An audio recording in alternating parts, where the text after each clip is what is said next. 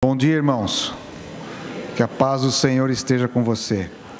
Chegamos a esse culto maravilhoso do sábado e aqui estamos juntos para terminarmos essa semana de esperança para a família. Ouvi uma história que eu achei interessante e às vezes eu compartilho com ela em algumas semanas de oração. Certa vez a associação apresentou o novo pastor para a sua igreja. E chegando o sábado, ele foi pregar e ele dirigiu-se à congregação no horário do culto, como esse, da pregação, e disse: os irmãos sabem qual é a mensagem de Deus para esta manhã?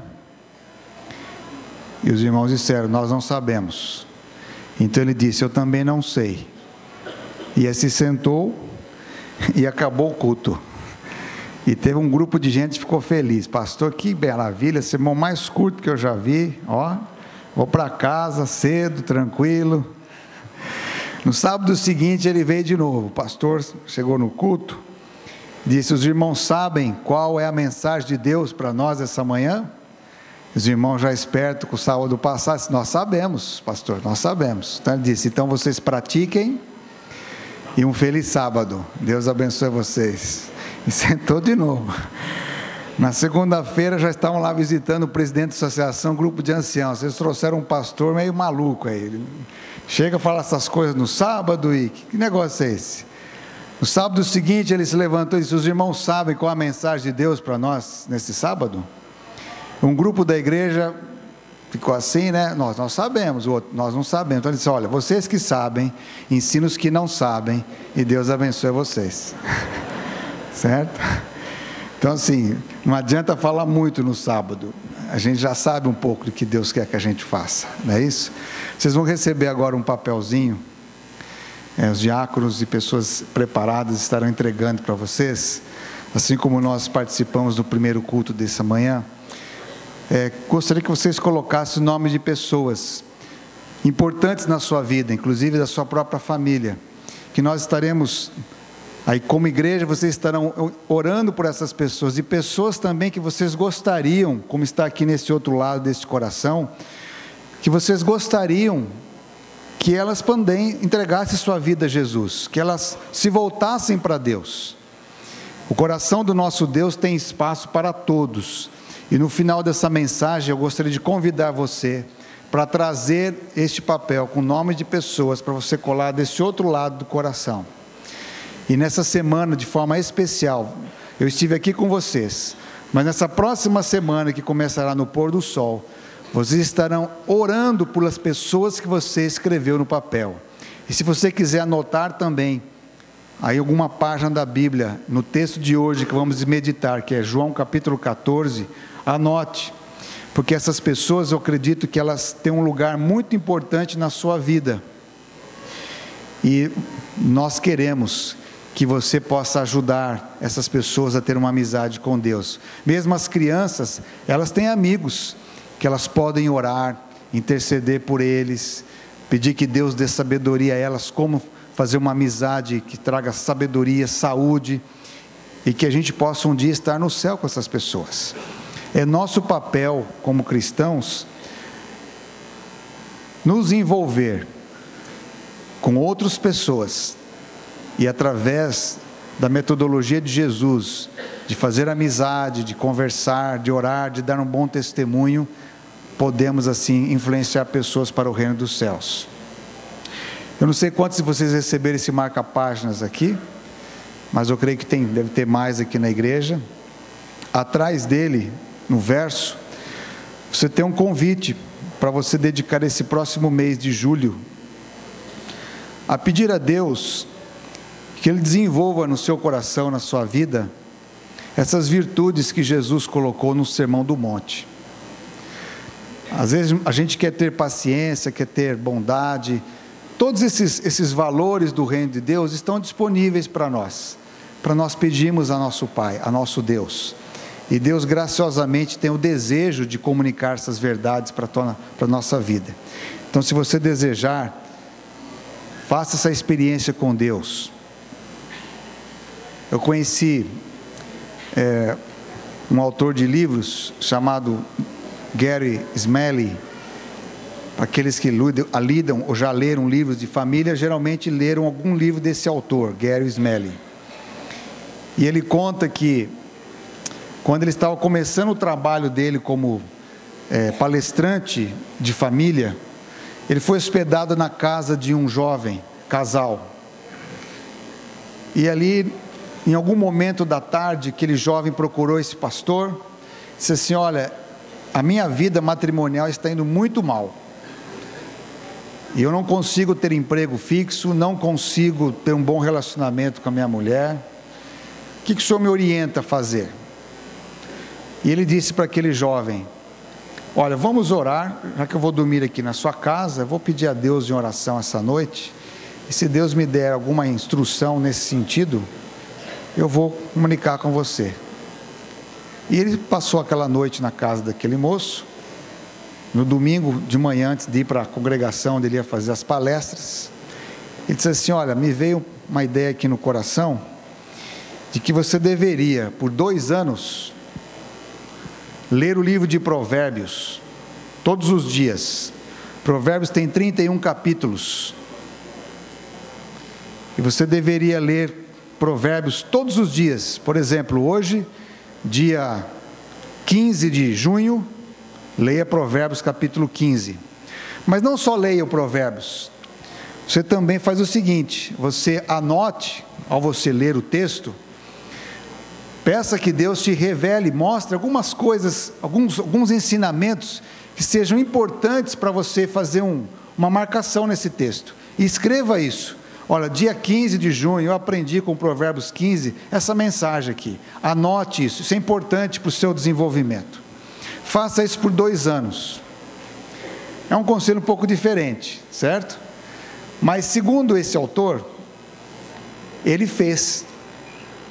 E ele fez metodologicamente, disciplinadamente, por 2 anos. Ele leu Provérbios, capítulo por capítulo, leu, escreveu. E interessante que, em 2010, eu tive contato com um livro que ele lançou, resultado dessa disciplina, por 30 anos na vida dele. O livro chama-se O Homem Mais Rico do Mundo, Salomão. Se vocês encontrarem, é da Sextante, me parece.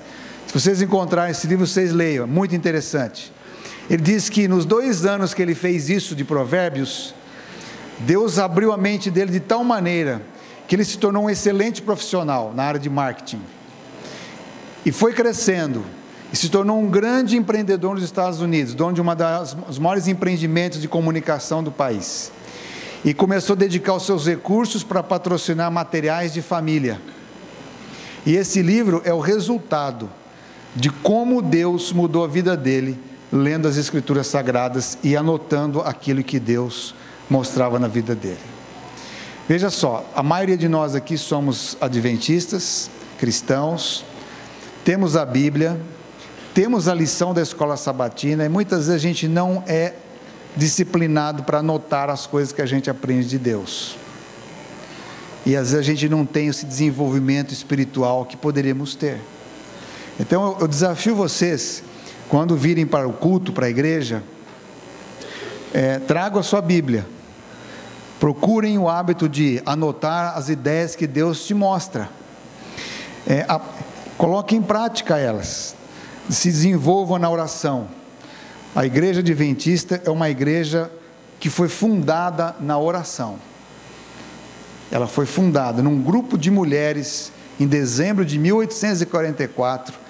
Estava ali um grupo de jovens, entre elas Ellen Harmon, e ela recebeu uma visão de Deus nesse pequeno grupo. E ela viu a visão do caminho, o povo de Deus no caminho, e ali surge o movimento profético adventista do 7º dia. Um povo que foi levantado por Deus com jovens e alguns adultos para ser uma voz profética nesse tempo. Então, um povo que gosta de ler a Bíblia, de escrever. A nossa igreja surgiu de homens e mulheres que gostavam de publicar. Tiago White publicou os primeiros inários. Vários dos nossos pioneiros escreveram livros, revistas, porque criam que era um movimento profético de Deus para fazer a diferença no mundo. E aqui nós estamos. E aqui essa igreja é uma igreja que ela está no centro do estado de São Paulo, em termos espirituais, onde é a base da nossa instituição que carrega esse movimento profético aqui no estado de São Paulo. E que vocês possam entender a responsabilidade que vocês têm no coração como família. O seu testemunho nas ruas de Arthur Nogueira, o seu testemunho nas lojas, no comércio, no estacionamento, nas escolas, nas lanchonetes, o seu testemunho no volume de som do seu carro, na hora que você chega em casa, na maneira como você anda pelas ruas, ele vai ser mais alto do que as nossas palavras. E essa cidade, ela conhecerá melhor de Deus pelo testemunho nosso aqui. Então que Deus nos abençoe nessa manhã. Você que está com o papelzinho, curve a sua fronte e vamos orar a Deus para que Ele comunique quais são as pessoas que Ele deseja que você as ame e você faça a diferença na vida delas. Querido Pai que estás nos céus, muito obrigado por conduzir-me nessa semana com esses nossos queridos irmãos e irmãs. Obrigado, ó Deus, por nossa família, pela minha família, que tem sido um grande apoio e suporte para poder fazer o trabalho que o Senhor designou que fizéssemos. Obrigado pelo ministério sagrado da família. Capacite cada um de nós, nesse momento e neste culto, para escrever nomes de pessoas que o Senhor deseja que venhamos a lidar com elas, que venhamos a orar por elas, e que elas sintam, como hoje foi testemunhado no louvor aqui, que através da oração o Senhor está falando com outras pessoas também. Obrigado por tudo que tem feito por nós. E agora, Senhor, venha falar no nosso coração, nos dê atenção, tire o nosso sono, o nosso cansaço e nos ajude a entender o texto sagrado, para a nossa edificação, em nome de Jesus. Amém. Então convido você a abrir a Bíblia no livro do Evangelho de João, no capítulo 14. Esse capítulo, ele é escrito como continuidade das coisas que Jesus ensinou na noite da Santa Ceia. Uma resposta para duas pessoas que declaradamente, vamos assim dizer, estavam ali como traidores de Jesus. O primeiro era Judas. Judas chegou na Santa Ceia já tido traído Jesus, já havia vendido Jesus por 30 moedas de prata. Mas ele não imaginava que Jesus ia submeter-se a essa situação. Ele pensava, como Jesus, ele é o Filho de Deus Todo-Poderoso, ele vai reverter esse quadro, vai surgir uma revolução em Israel, e Jerusalém será o centro do mundo. Às vezes nós temos boas intenções, mas usamos os métodos errados para conquistá-las. E isso é pecado, mesmo querendo conquistar coisas corretas. Mas o método errado, ele não vai ajudar. Por isso que Jesus convidou aqueles discípulos a lavar os pés, lavou os pés de Judas. E Jesus, eu tenho certeza que o coração de Jesus era que Judas se convertesse, que Judas mudasse de vida. Eu não sei se você gostaria ou suportaria a ideia de ter um filho que se tornasse traidor. Tenho certeza que nem um pai, nem uma mãe gostaria de produzir um filho que se tornasse um gangster, um bandido, um inimigo do Estado. Eu fico pensando uma vez, lá no estado da Virgínia, eu vi um caso muito triste de um jovem coreano que entrou na faculdade armado e matou muitas pessoas. E eu vi um pouco das fotos e um pouco tentar entrevistar os seus pais coreanos que vieram da Coreia para morar nos Estados Unidos. Conseguiram com muito custo uma lavanderia para trabalhar, para custear os seus filhos, para estudar, e o filho se torna um homicida. Nenhum pai, nenhuma mãe gostaria de ver o seu filho escolhendo um caminho desse. Eu lembro que na década de 90, quando eu estudava numa escola pública nos Estados Unidos, eu tive contato com uma senhora que estava foi à escola aquele dia devido a uma amiga brasileira que a convidou para estar com a gente. E ela disse: olha, eu sei que você já foi pastor, porque na época eu estava só estudando, não estava trabalhando como pastor. Eu tenho uma amiga aqui que está chorando muito, eu não sei tudo o que acontece, eu não entendo muito bem, ela fala só espanhol. Você pode conversar com ela? Eu fui conversar com ela e descobri que ela havia sido condenada, a família dela. O ex-marido, que já estava desaparecido há 7 anos da data daquele acontecimento que eu estava perto dela, esse marido havia sido executado pelo tráfico de drogas. E aquela mulher foi numa prisão que houve no começo da década de 90 em Miami. Ela foi delatar o nome dela como parte de um complô imenso que existe na América Latina de tráfico de drogas. E quando eu fui conversar com ela, ela estava muito abalada e começou a dizer que naquela semana o FBI tinha ido na casa dela e aprendendo todas as coisas, tomaram todas as posses, tomaram todos os recursos que eles tinham no banco. Ela morava numa mansão, uma casa muito linda, quando eu soube que o ex-marido dela era um dos braços direitos de Pablo Escobar, e ela vivia refugiada na Flórida. E o mundo dela caiu não tanto porque ela sabia que em algum momento da vida dela aquilo ia cair, mas o que ela não imaginava é que ela não queria que os seus filhos soubessem que o pai deles foi um grande traficante de drogas. Ela conseguiu ocultar dos filhos todo o tempo isso. E quando tudo aconteceu, os filhos respeitaram, mas o menino, na época ele tinha acho que 8 ou 10 anos, não me lembro bem, ele respeitou a mãe, ficou calmo, tranquilo. O tempo passou, ela foi convivendo com a gente, ela se tornou adventista, eu acompanhei ela em todo o julgamento, e quando o juiz decretou a sentença dela, que era apenas 2 anos domiciliar, ela desmaiou de alegria, porque ela não iria ficar longe dos filhos. E a gente foi acompanhando, foi o batismo dela, passaram-se vários anos, e agora os filhos cresceram, uma foi morar fora, outra fez uma faculdade, e o menino chegou na época de fazer faculdade, ele foi para Nova York fazer faculdade de cinematografia. E passado algum tempo, já terminando o curso, o filho disse para a mãe: olha mãe, eu vou me casar, e eu quero ir para levar o convite de casamento. Pois não, filho. Ele veio, e quando ele veio com um rapaz, ele ia casar com outro rapaz.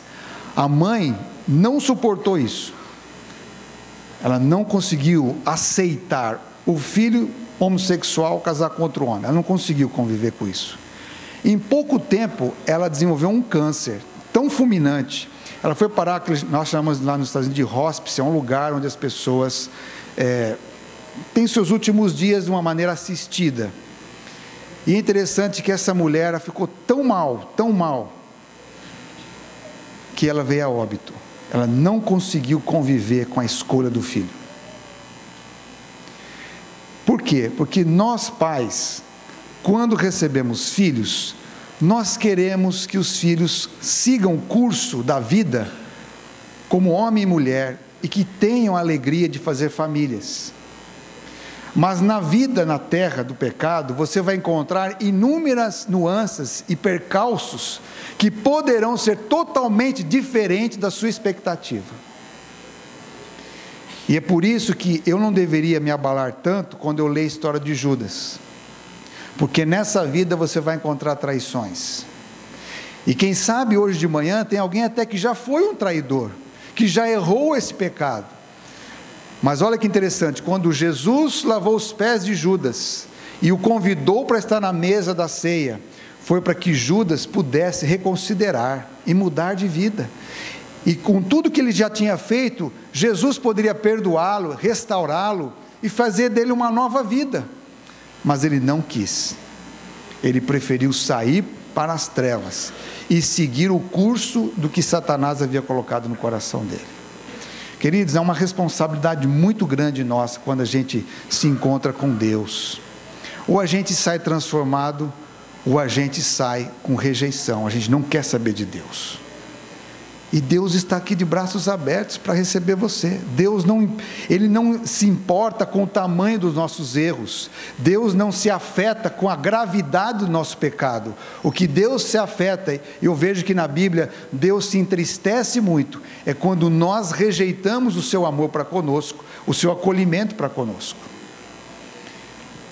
Também a Bíblia diz aqui nesse capítulo 13, que Pedro disse para Jesus: Senhor, para onde o Senhor vai? Verso 36 do capítulo 13. Jesus respondeu: para onde vou?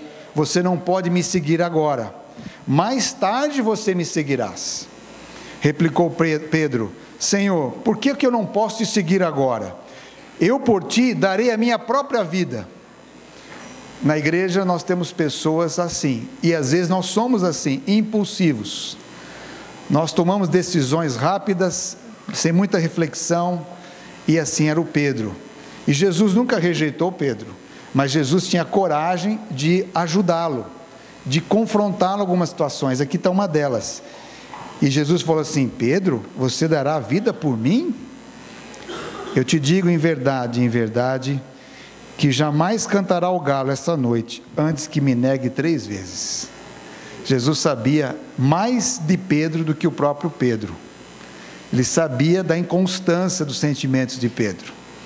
E sabe, uma das coisas que a gente encontra muito na relação familiar é a nossa inconstância.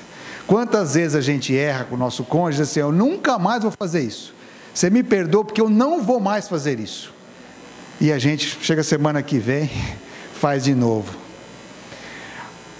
Eu já prometi tantas vezes, e às vezes a gente começa a ficar envergonhado, porque a gente já tentou tantas vezes e errou, que a gente agora tem uma vergonha que não quer nem pedir mais desculpa, porque a gente já errou tanto.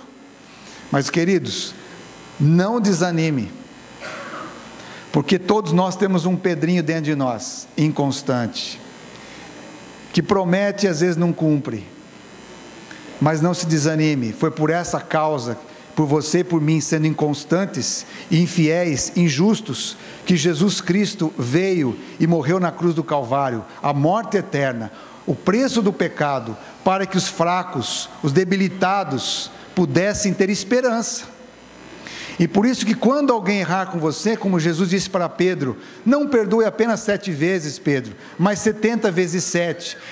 Por que Jesus disse isso? Porque ele estava dizendo para alguém que tinha impulsividade, que prometia e não cumpria, e o próprio Pedro teve que engolir essa saliva, porque ele tinha dificuldade de cumprir o que ele falava. E quantos, principalmente agora fala para os homens, como que os homens têm dificuldade de falar e cumprir o que fala? Então, queridos homens que estão aqui na igreja, se ajoelhe diante de Deus, não desista. E queridas irmãs mulheres, principalmente quem é casada, às vezes você vai ter muitos motivos para ir embora da sua casa, e às vezes tem situações que vai precisar passar pela separação, pela falta por certas circunstâncias, como violência, por exemplo, e algumas coisas muito críticas. Embora Deus gostaria que nenhum de nós nos separássemos, mas Ele sabe que há pessoas em estados até patológicos, que precisa dar um tempo.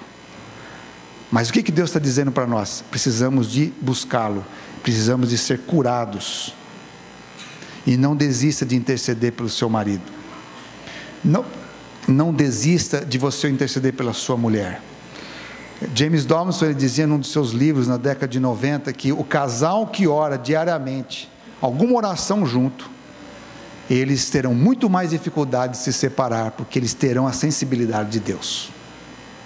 Então, está a nosso dispor a palavra de Deus. Então quero acompanhar com vocês agora o capítulo 14, 6 promessas que Jesus deixou para os discípulos para ser praticadas na nossa casa, porque os discípulos estavam com o coração perturbado, devido àquilo que Jesus mencionou, mas Ele os orienta com 6 promessas. Primeiro, leia comigo: não se turbe o vosso coração, credes em Deus, crede também em mim. Na casa de meu pai há muitas moradas, se não fosse assim, eu vou-lhe teria dito, pois vou preparar-vos lugar, e quando eu for e vos preparar lugar, voltarei e vos receberei para mim mesmo, para que onde eu estou, estejais vós também. O capítulo 14 divide-se em 6 partes, se você quiser anotar, você entender essas 6 promessas que Jesus deu aos discípulos e para nós. Primeira promessa: você vai para o céu. Eu voltarei para o meu Pai, porque lembra a intenção do livro? O livro é mostrar para nós que Jesus é o Filho de Deus. Eu vim do meu Pai e para o meu Pai eu retorno, porque onde eu vivo, onde eu estou, vocês também o quê? Estarão. Então a primeira promessa: vocês vão passar um tempo no céu. E por que é importante eu saber que eu vou para o céu? Porque lá em Apocalipse 21, dos versos 1 a 4, João escreveu também 6 coisas importantes, porque no céu eu vou habitar na presença de Deus, na Nova Jerusalém. No céu não haverá mais morte, no céu não haverá mais sofrimento, no céu não haverá mais pranto, no céu não haverá mais separação entre as pessoas, e no céu todas as coisas serão feitas o quê? Nova. Então por isso que a gente tem que, como disse o meu irmão aqui na escola sabatina hoje, a gente tem que colocar o nosso olhar no foco que é Jesus Cristo. Por isso que a primeira visão do movimento adventista não foi pregar o evangelho sobre toda a terra, nem foi a tábua dos 10 mandamentos, foi um caminho, Jesus lá na frente e um povo olhando para Cristo e seguindo a sua jornada. Por quê? Porque esse é o foco de nós. Se você sabe para onde você vai, você não deve perder muito tempo com as coisas do seu lado. Então, se você quer que a sua família esteja preparada para o céu, essa é a promessa de Deus. E olha que interessante, vocês sabem o caminho, disse Jesus, mas então, aí vem um outro tipo de pessoa, um outro tipo de marido, outro tipo de mulher, como Tomé: Senhor, nós não sabemos para onde vais, como saber o caminho? Tem gente que nunca sabe de nada. Desculpa colocar essa colocação assim. Você fala, ele nunca sabe, é esquecido, não memoriza nada, não entende as coisas. É um tipo de Tomé, não acredita porque não procura saber. E Jesus disse assim: eu sou o caminho, a verdade e a vida. Ninguém vem ao Pai senão por mim. Então, Tomé, eu sou o caminho, a verdade e a vida. Jesus fez o resumo da doutrina do santuário nessa colocação dele, como eu sou. Os judeus tinham clara compreensão do santuário, ou seja, era o caminho da vida. E como era o caminho da vida? Chegava no tabernáculo, tinha um altar do sacrifício, tinha que confessar os pecados, sacrificar o animal, o sacerdote pegava aquele sangue, lavava suas partes e entrava no santuário e espargia o sangue na cortina em frente ao altar interno do lugar santo das orações. Tinha no lado, existia o candelabro com 7 lâmpadas, do outro lado a mesa com os pães da proposição. Para a compreensão deles era: este é o caminho. Lá dentro as verdades de Deus, luz, intercessão, pão da vida, cuidado de Deus. E no lugar santíssimo, quando o sumo sacerdote entrava no dia de expiação, tinha a arca do concerto, e ali, quando havia a purificação do santuário, havia uma declaração de perdão ao povo de Deus, e então o povo tinha acesso à vida. Então, na compreensão deles, o santuário era o verdadeiro caminho, a verdade e a vida, e Jesus resume tudo isso numa coisa só, numa pessoa, que é quem? O acesso ao Pai é através dele, que é o caminho, a verdade e a vida. Você pode fazer muitas coisas, estudar inúmeros livros de relacionamento, mas se você não entender que tudo na vida se resume em ir a Deus, porque é o autor da vida, do casamento, de nada valeu todas as suas conquistas aqui na terra. E Noé aprendeu muito bem isso. Noé pregou, entendemos assim, por 120 anos, pregou o evangelho para muita gente do seu tempo, mas só a mulher, os seus 3 filhos, Sem, Jafé e Cã, e as suas 3 mulheres dos seus filhos aceitaram. Queridos, eu gostaria que nós aqui, uma multidão de pessoas que está aqui hoje, nós fôssemos diferentes, que todos nós tomemos posse do que Jesus é. Eu sou o caminho, a verdade e a vida. Essa é a primeira promessa de Jesus. Você vai estar no céu, e o caminho está à disposição de você. Segunda promessa, dos versos 7 ao 11, vou resumir aqui, vou pegar o verso 8 e 9, disse Filipe, agora um outro discípulo, um outro tipo de pergunta: Senhor, mostra-nos o Pai, e isso nos basta. Tem pessoas que também: Senhor, eu não consigo enxergar a religião que as Maria enxerga, quem é o Pai? Eu não consigo ver o Pai. E Jesus disse: Filipe, há tanto tempo estou com você, e não tens conhecido o Pai? Quem vê a mim, vê o Pai. E como você me diz, mostra-nos o Pai. Jesus tornou tão fácil a fé, tão fácil a religiosidade, diz assim: ó, quem vê a mim, ver o Pai. Então, quando você tiver alguma dúvida de entender a fé, é muito simples. Vai ao Evangelho e vê como Jesus revelou a si mesmo e revelou o Pai. As atitudes diante da alegria, Jesus encontrando-se com pessoas que eram grandes pecadores, Jesus restaurando vidas, Jesus conversando com as crianças, abençoando elas. Veja, quem vê Jesus, vê quem? Então, cuidado quando a gente vai querer defender a Deus em alguma circunstância, alguma argumentação, ou cuidado quando você ouve argumentos errôneos acerca de Deus, porque toda essa argumentação tem que ser vista pela ótica de quem? De Jesus. Quem vê a mim, vê quem? O Pai. Há muitas pessoas que não têm uma boa visão do Pai humano. Talvez você cresceu sem o seu pai, ele não foi responsável com você. Talvez você cresceu num ambiente que o seu pai traiu muitas vezes a sua mãe, e você não tem uma boa imagem de pai.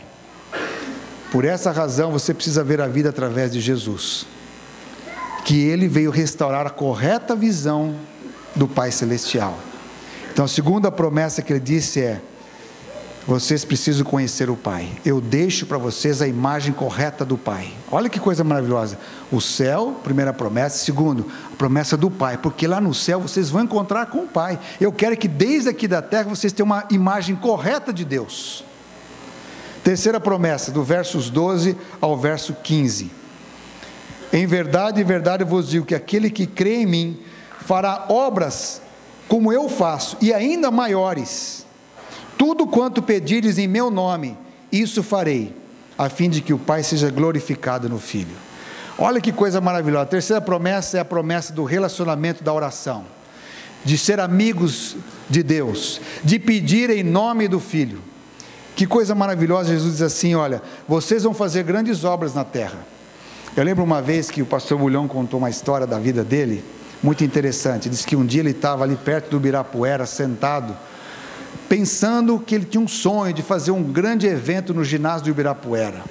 Estava ali pensando o que ele poderia fazer, e orando e tal. De repente passou um táxi, e o homem parou e disse: ei, pastor Bulhão, o que o senhor está fazendo aí? Aí a pessoa: te dou carona. E ele ficou meio sem graça de dizer que ele estava sonhando essas coisas, mas ele acabou dizendo para aquele taxista, falou: olha, eu tenho um sonho de nesse ginásio aqui trazer muitas pessoas para falar de Jesus e tal.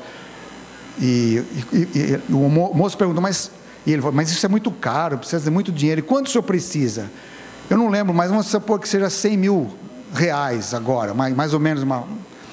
E a pessoa pegou e tirou uma moedinha, acho que de 10 centavos, e deu para o pastor Bulhão, ou R$1, uma coisa assim. Ele falou assim: não, o senhor não está entendendo, eu estou precisando, é 100 mil, você está me dando R$1. Eu falei: não, pastor, o senhor que não está entendendo, o senhor agora precisa de 99.999, o senhor não precisa mais de 100 mil. Ele falou: o senhor quer mesmo fazer esse evento? Quero. Então o senhor vai sábado à tarde na igreja do Riacho Grande, em São Paulo, aqui em São Bernardo, e eu vou apresentar o senhor para um grupo de homens ali da igreja, e o senhor conta esse sonho para eles. E o pastor Bulhão disse que foi, e contou o seu sonho. E naquele sábado à tarde, aqueles irmãos reunidos construíram o que a gente chama de Projeto Sol. Os mais velhos vão lembrar isso, que aconteceu em 1988, 89, algo assim, lá no Ibirapuera. Todas as noites, milhares de pessoas afluindo aquele ginásio para ouvir a palavra de Deus, porque alguém sonhou em pedir a Deus coisas o quê? Grandiosas.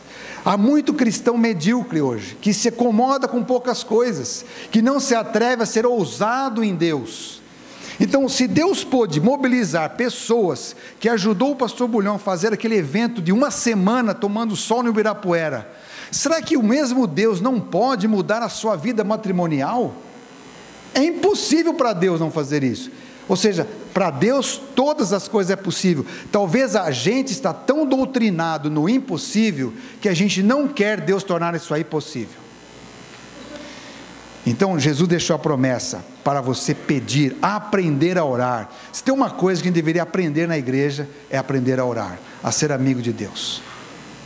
Então não se acomode numa oração sem sal, sem açúcar, uma oração laodiceana. Está na hora dos filhos e filhas de Deus clamarem por mudança de atitude. Por isso que eu até disse para vocês, quando vocês vierem à igreja, procure sentar na frente, procure ter uma atitude de vitória e não de derrota. Não venha para a igreja e saia do mesmo jeito que você veio. Alguma coisa você perdeu o seu tempo, você gastou 1h30 ou 2 horas na igreja, para algo que não aconteceu nada em você. Por quê? Porque a gente vem desligado, sem nenhuma intencionalidade com Deus. E Jesus queria despertar nos discípulos, que eles fossem pessoas reavivadas, tomasse posse da presença do Pai nas suas vidas. E aí vem aqui agora a quarta promessa: se me amais, guardareis os meus mandamentos, disse Jesus, verso 15, 16, eu rogarei ao Pai, e Ele vos dará o Consolador, a fim de que esteja para sempre com vocês, o Espírito da verdade, que o mundo não pode receber, porque não o vê, nem conhece, mas vocês conhecem, porque Ele habita convosco e estará em vós. Eu não deixarei vocês órfãos. Olha que coisa interessante, esta é a quarta promessa. Para mim é o centro das promessas de Cristo agora. Eu darei para vocês o Espírito Santo, eu voltarei para o Pai, mas virá para vocês o Espírito Santo. E sabe, queridos, nós estamos aqui hoje de manhã devido ao trabalho do Espírito Santo, porque Ele que desperta em nós os interesses das coisas espirituais, Ele que nos ajuda a discernir espiritualmente a vida.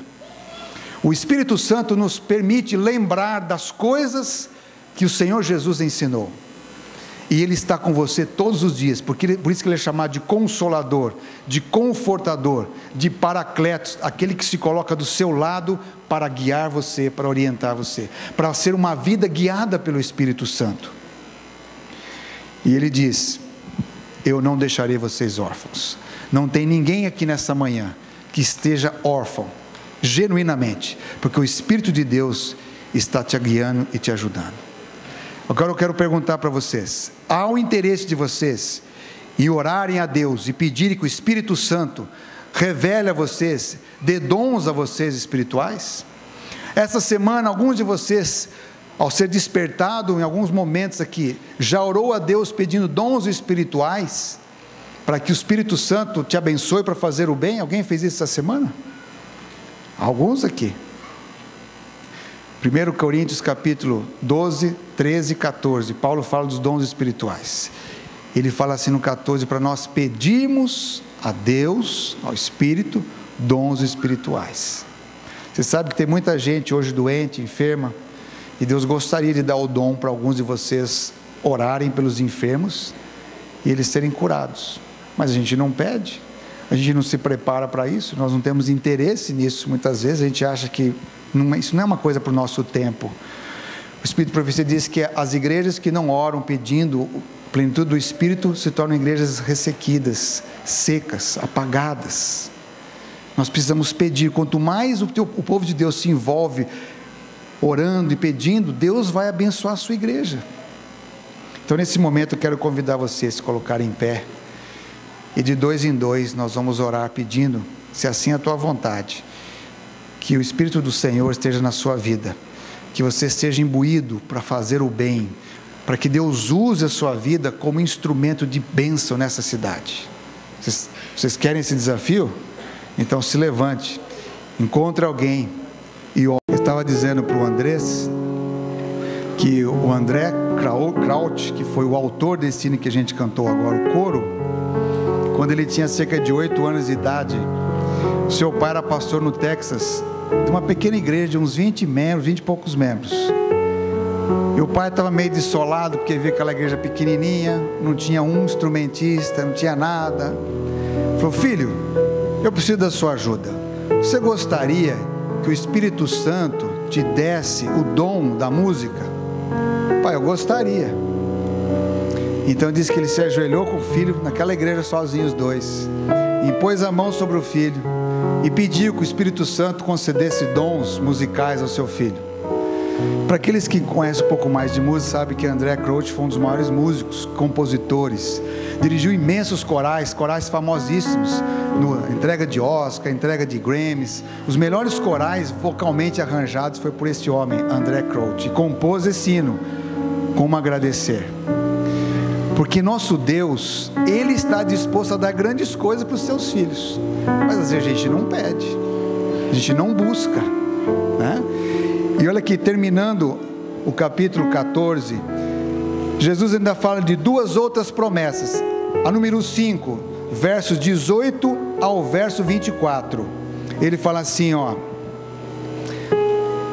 ainda por um pouco o mundo não me verá mais, mas naquele dia vós conhecereis que eu estou no meu Pai, e vós em mim e eu em vós. Aquele que tem os meus mandamentos e os guarda é o que me ama, e aquele que me ama será amado do meu Pai, e eu também o amarei e me manifestarei a ele. Então olha só, a quinta promessa é a promessa do amor. O amor, ele tem que ser real e visual e prático. O que está sendo dito aqui por Jesus? Que aquele que me ama vive os meus mandamentos, guarda os meus mandamentos. Mas ele vai algo mais aqui, ó. Olha só o que ele disse: esse que me ama, aquele que guarda os meus mandamentos será amado do meu Pai, e eu também o amarei e me manifestarei a ele. Olha que coisa incrível de Jesus: vou me manifestar a essa pessoa. No verso 23, se alguém me ama e guarda minha palavra, meu Pai o amará, e viremos para ele, e faremos nele o quê? Morada. Queridos, hoje de manhã, ao estarmos aqui nesta casa de oração, é mais uma oportunidade de lembrar que Jesus, com o Pai, eles querem vir fazer morada em nós. Já pensaram o que significa isso? Deus morando em nós? Por isso é possível amar? Se nós entendemos bem isso, quando alguém diz assim, eu me separei porque acabou o amor, eu agredi minha mulher porque acabou o amor, gente, talvez você não compreendeu o que é amor, porque o amor é a própria essência de Deus. O que está faltando é você se render a Deus por completo, você fazer a terapia de Deus na sua vida. Não desista, porque o Senhor está aqui para amar a gente e habitar em nós. E por último, o resultado dessas 5 promessas, vem a 6ª promessa que está aqui, ó, verso 26, mas o Consolador, o Espírito Santo, a quem o Pai enviará em meu nome, esse vos ensinará todas as coisas, e vos fará lembrar de tudo que eu tenho dito. Deixo-vos a paz, a minha paz vos dou, não como o mundo, por isso não se turbe o seu coração, e nem se atemorize. Então a 6ª promessa é a paz de Cristo no nosso coração, porque o Espírito Santo nos fará lembrar de todas as coisas, para a gente viver a paz de Deus em nós. Então vamos lembrar aqui as 6 promessas de Deus, vamos lá comigo? Primeira promessa, qual é? Céu, promessa do céu, na casa do meu Pai, que tem cômodos com espaço para todos. Segunda promessa, qual é? Conhecer o Pai, certo? Se tornar amigo do Pai Celestial. Terceira promessa, qual é? Oração, pedir. O Senhor Jesus manda assinar o nome dele embaixo. Peça no meu nome, que eu quero interceder por você. Promessa número 4, qual é? Essa você não pode esquecer nunca, qual é? Clamar pelo Espírito Santo na sua vida e na vida das pessoas que você deseja transformar. Ao invés de você mudar a sua mulher, ore para que o Espírito Santo habite no coração dela e no seu. Ore, pedindo que o Espírito Santo entre no coração dos seus filhos. Às vezes os filhos desenvolvem hábitos ruins, e hoje o celular, ele não é ruim, o celular, e nem o computador, nem a televisão. O problema é o mau uso.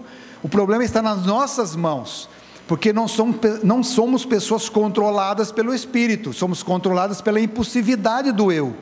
Então nós precisamos do Espírito Santo, não destruir as coisas que o homem criou, mas sermos controlados pelo Espírito. Uma pessoa controlada, ela encontra o equilíbrio em Deus.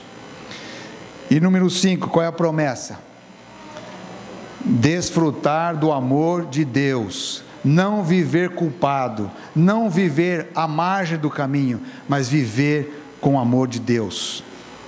E por último, a número 6, qual é? Paz, a promessa de Deus. Quem buscar isso, vai ter paz no seu coração. Que Deus abençoe muito você. Eu venho dizer para você nessa manhã, nessa semana de família, que o Deus que criou a família, Ele também está aqui hoje para restaurar a sua família. E quando você tiver dificuldade de perdoar alguém, de compreender as suas ações, eu vou contar essa pequena história que aconteceu na minha casa. Os meus pais eram pais humanos como você e eu, com muitas falhas e defeitos. Pude fazer algumas cerimônias especiais de casamento e celebração do nome do casamento deles, mas minha mãe faleceu em 2009, pouco tempo antes de completar 50 anos de casados. A meu pai e minha mãe, a maior parte do tempo que eu lembro deles na minha infância, eles brigavam. Mais a minha mãe brigava com meu pai. Eu nunca vi meu pai erguer a voz para minha mãe, maltratá-la, xingá-la, empurrá-la, nunca vi. Mas eu vi minha mãe agredir meu pai verbalmente muitas vezes, muitas brigas.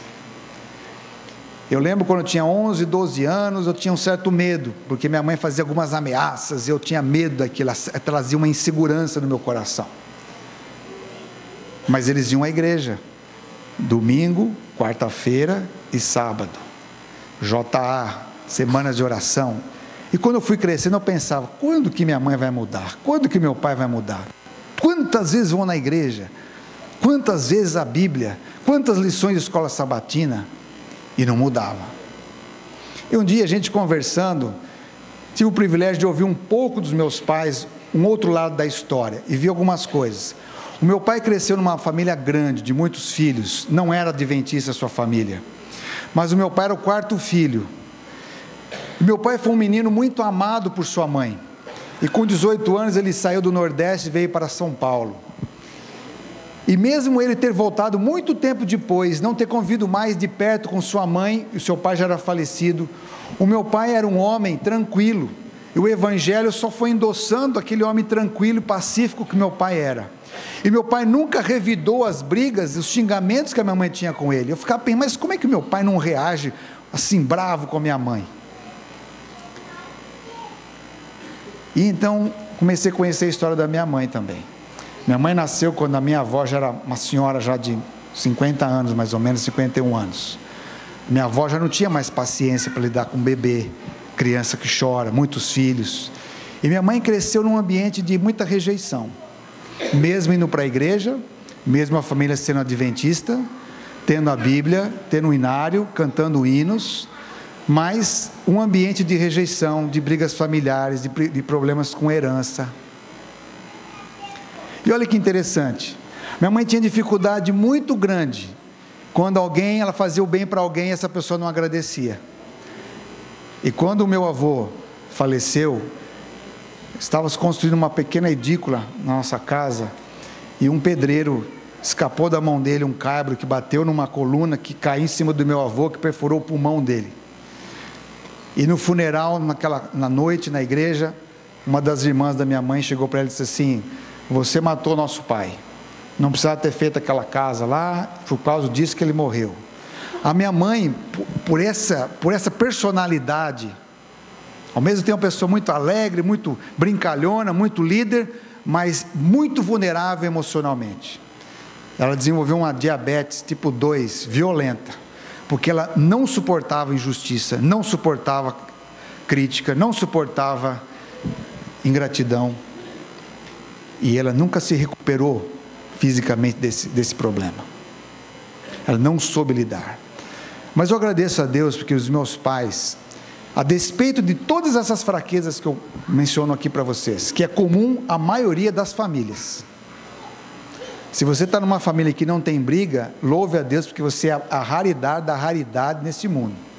Porque a maioria das famílias humanas, elas têm muitos problemas. E principalmente se você tem filhos. Porém, meu pai hoje tem 90 anos, continua sendo um homem de Deus, a despeito das suas lutas. Minha mãe faleceu no Senhor, mas ela descansou em Cristo Jesus. Não desistiram nunca do casamento, a despeito de terem dificuldades. Eles entendiam que o casamento foi feito para eles se unirem e trabalhar na vida juntos. Se você tem possibilidade de não desistir do seu lar, nunca desista. Nunca desista. Nunca desista. Que Deus abençoe você.